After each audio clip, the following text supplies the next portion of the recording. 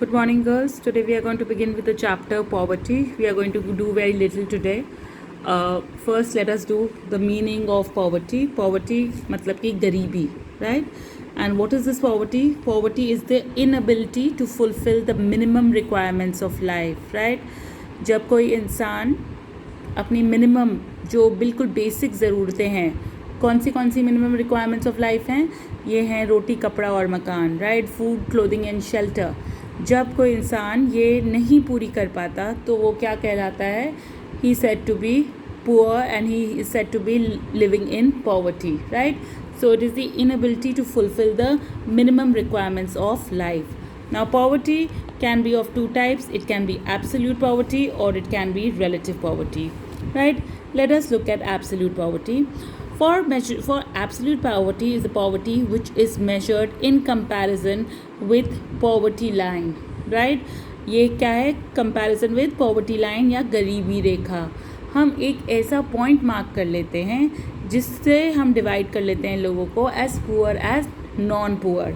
For example, a person spending less than ₹816 in rural areas and less than ₹1,000 in urban areas per month on himself is said to be living in absolute poverty. ठीक है, तो हम क्या करते हैं, एक cut off point बना लेते हैं। जैसे कि हमारी कॉलेज की कट ऑफ लिस्ट आती है ना, जिसमें लिखा होता है कि 90% से नीचे आपका एडमिशन नहीं हुआ। उसी तरह पॉवर्टी लाइन या गरीबी रेखा क्या है? ये एक पॉइंट है जो कि कट ऑफ पॉइंट है।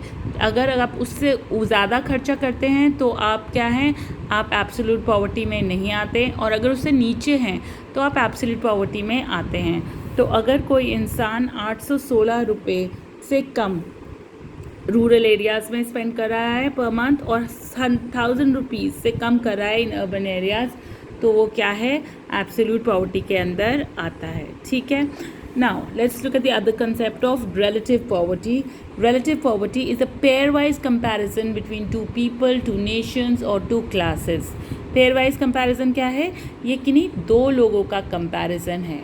ठीक है, इसका पॉवर्टी लाइन से कुछ भी लेना देना नहीं है। We don't have to make a poverty line to measure relative poverty.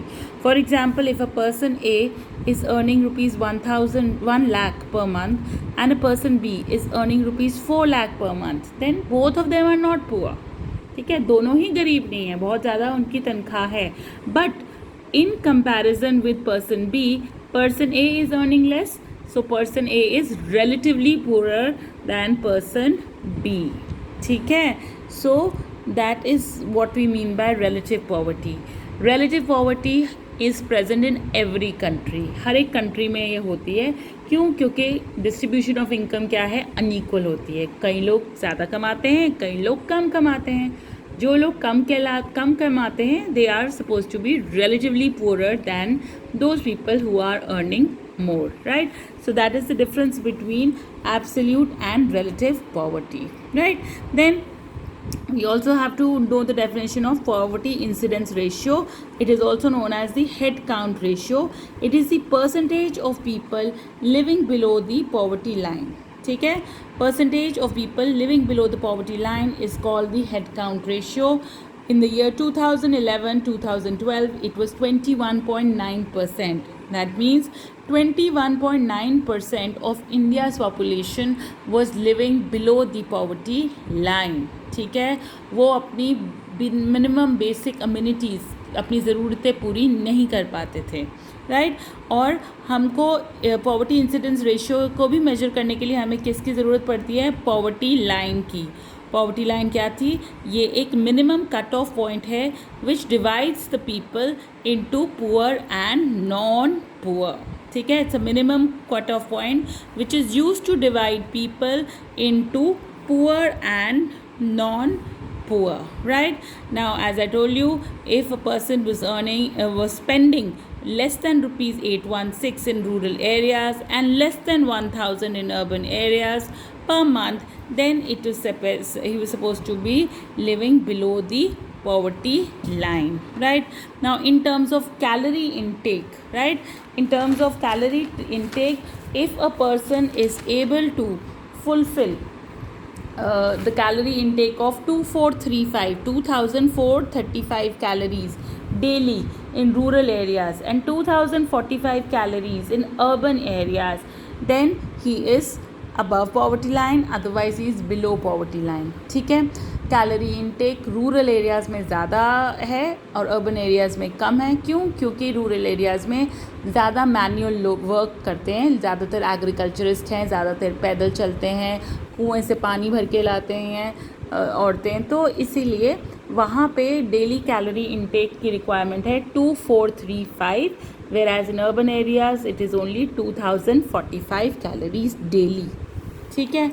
Now poverty line can be measured in two ways, can be fixed in two ways. It can be fixed in the basis of income and it can be fixed in basis of consumption. ठीक है, हम ये कह सकते हैं कि अगर मेरी इनकम 5,000 रुपीज़ पर मंथ है तो I am below poverty line, और अगर उससे ज़्यादा है तो मैं अबव पॉवर्टी लाइन है. ठीक है, this is the income way of fixing poverty line, but this method is not very reliable. Why? Because people do not tell their correct income, and secondly, income only tells what is the capacity of a person to buy goods and services. It does not actually say whether the person is buying them or not, right? So consumption is the better basis for fixing the poverty line, right? Consumption का क्या मतलब है कि वो कितना खर्चता है. इसीलिए India में consumption is use for fixing as a standard for fixing the poverty line, and anybody who consumes goods worth more than 816 in rural areas and ₹1,000 in urban areas on a month is said to be living above the poverty line, otherwise you are living below the poverty line, right? So this is what we'll do for today. In the next class we'll talk about the trends in poverty. Thank you.